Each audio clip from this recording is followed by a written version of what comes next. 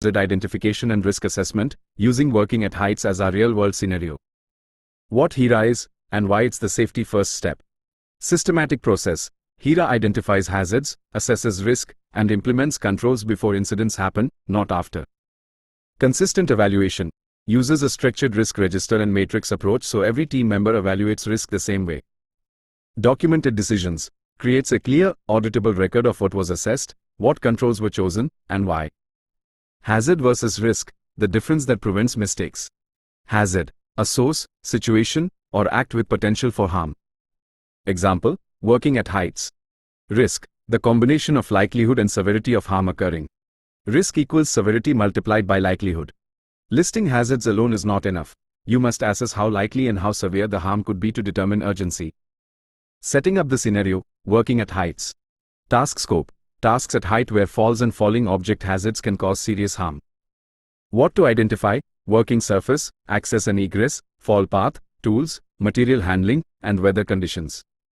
Who is affected, people, environment, and assets, all three must be in scope for a complete risk assessment. Demystifying the 5x5 risk matrix. The matrix plots severity, how bad the outcome is, against likelihood, how likely it is to occur.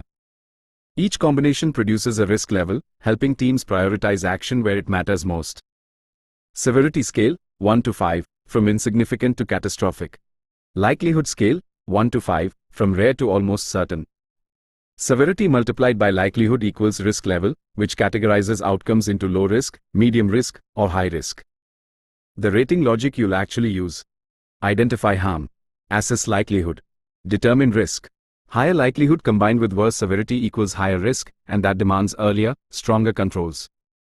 Always record existing safeguards before deciding the initial risk level. Calculating initial risk before any controls. Step 1. List the hazards. Fall from height, falling objects, and stable surface, specific to your scenario. Step 2. Set likelihood and severity. Rate each hazard on the 5x5 scale. Apply the matrix formula, severity multiplied by likelihood. Step 3. Classify the risk level. High, medium, or low. This tells you whether immediate action is required before work can proceed. Applying the hierarchy of controls. Controls follow a recognized hierarchy. The goal is to reduce risk to the lowest level possible by minimizing likelihood and/or severity, not just adding pay. The order from most effective to least effective is elimination, substitution, engineering, administrative, pay. Pay is the last barrier. Never stop your control thinking at pay alone. Calculating residual risk after controls. What is residual risk? The risk that remains after applying hierarchy-based controls and accounting for existing safeguards.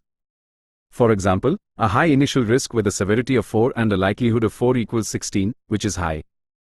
After controls, this is reduced to a residual risk with a severity of 4 and a likelihood of 2, which equals 8, bringing it to a medium level.